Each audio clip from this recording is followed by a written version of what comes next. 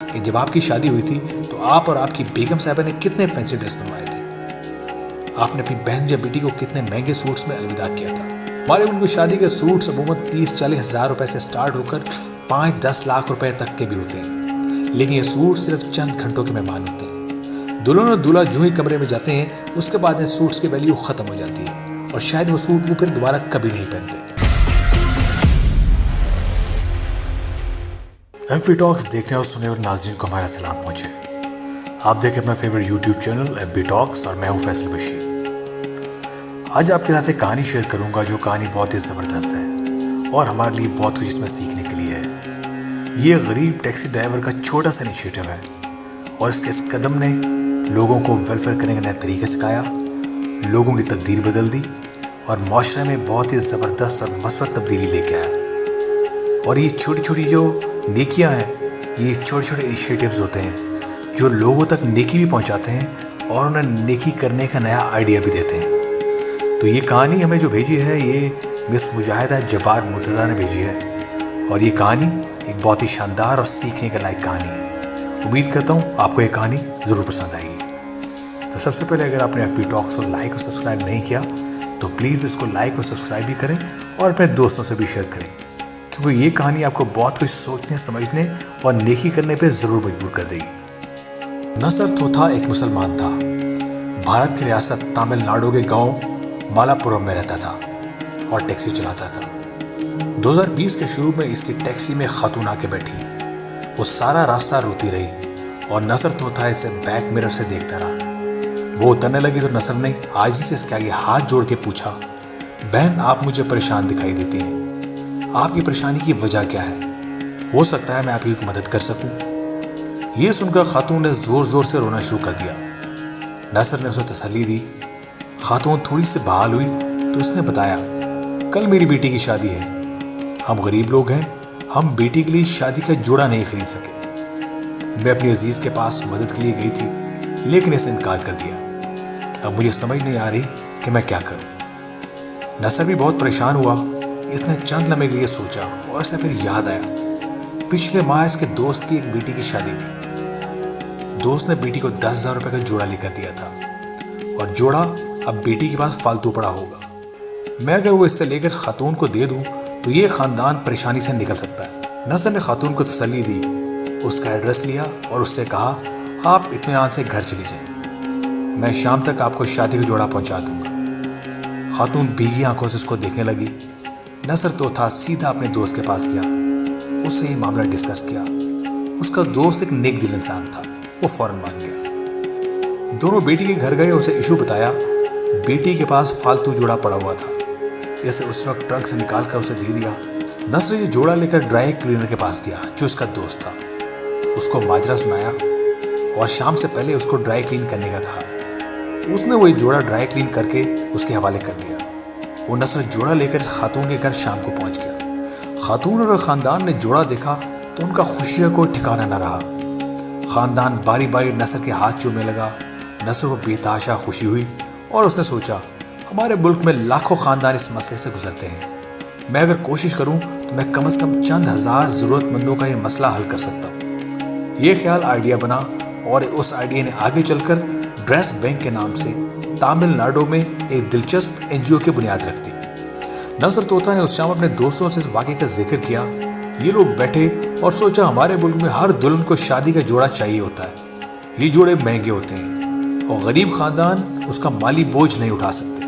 دوسرا, شادی کا جوڑا صرف ایک دن استعمال ہوتا ہے. دلہن اور دلہا ایک دفعہ پہن کے اس کو اتار پھینکتے ہیں اور پھر دوبارہ نہیں پہنتے اور پوری زندگی وہ ٹرنکوں میں پڑا ضائع ہو جاتا ہے.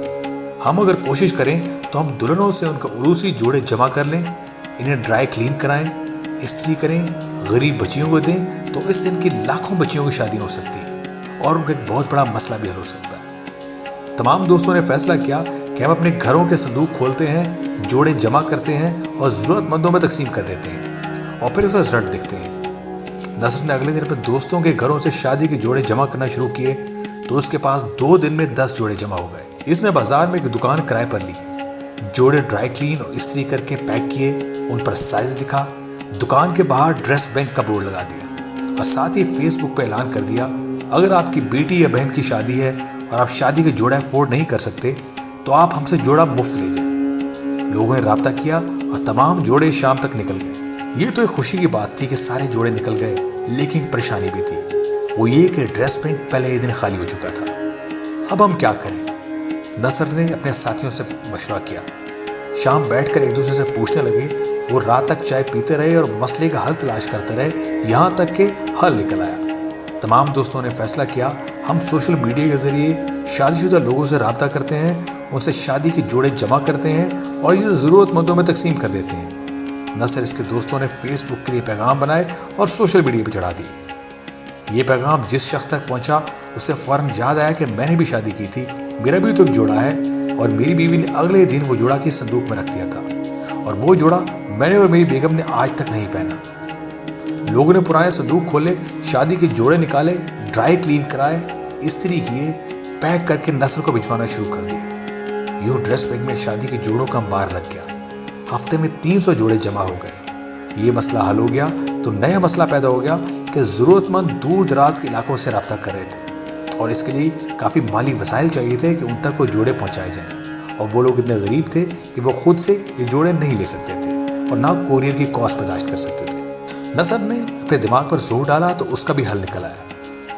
وہ اگلے دن بس اسٹینڈ پر گیا اور بس مالکان سے ملا۔ انہیں اپنے ڈریس بینک کے بارے میں بتایا کہ وہ کس طرح سے غریبوں کی مدد کرتا ہے، ان تک شادی کے جوڑے پہنچاتا ہے، وہ بھی بغیر قیمت کے، اور ان سے درخواست کی کہ آپ اس کار خیر میں حصہ ملائیے، اور اگر آپ ہمارے جوڑے مفت ڈلیور کر دیا کریں تو غریب لوگوں کا بھلا ہو جائے گا۔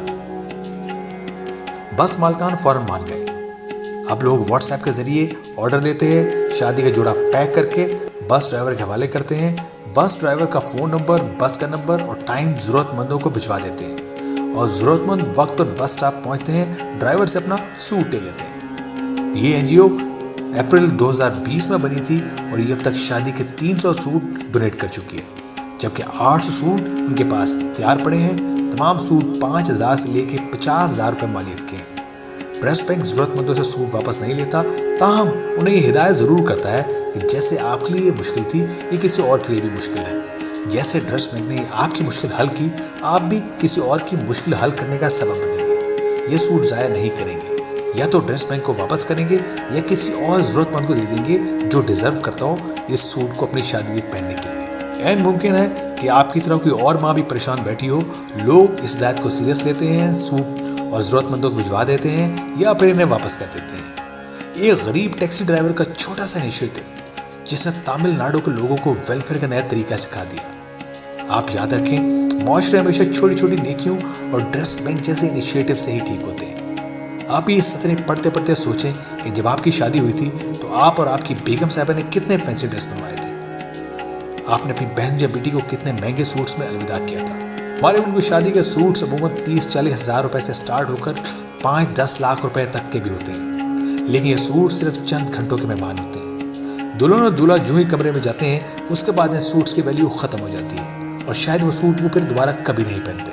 اب ایک لمحے کے لیے ذرا یہ بھی سوچیے کہ وہ سوٹس کہاں گئے۔ مجھے یقین ہے آپ کو یاد بھی نہیں ہوگا کہ آپ کے سوٹ کہاں پڑے۔ مجھے بھی یقین نہیں آتا کہ اگر تلاش کریں تو وہ کس نہ کس صندوق میں یا اسٹور کے کسی کونے میں آپ کو پڑے ہوئے ملیں گے، یا کسی الماری میں خوار ہو رہے ہوں گے، اور یہ خوار ہوتے ہوتے ضائع ہو جائیں گے۔ اب سوال یہ ہے، اس اسراف کا فائدہ کیا ہوا؟ آپ یہ سوٹ نکال کر کسی ضرورت مند کو کیوں نہیں دے دیتے؟ اور اگر آپ یہ نیکی نہیں کر رہے تو آپ یہ نیکی کرنا کیوں نہیں شروع کر دیتے؟ اور خود سے کیوں ایک چھوٹی سی این جی او نہیں بنا لیتے؟ آپ یہ دوست اب آپ کے گھروں میں شادی کے جوڑے اکٹھے کریں، ڈریس بینک بنائیں اور ضرورت مندوں کی مدد کرتے چلیں۔ اگر آپ یہ کر رہے ہیں تو آپ صرف ڈریس بینک تک ہی کیوں محدود رہتے ہیں؟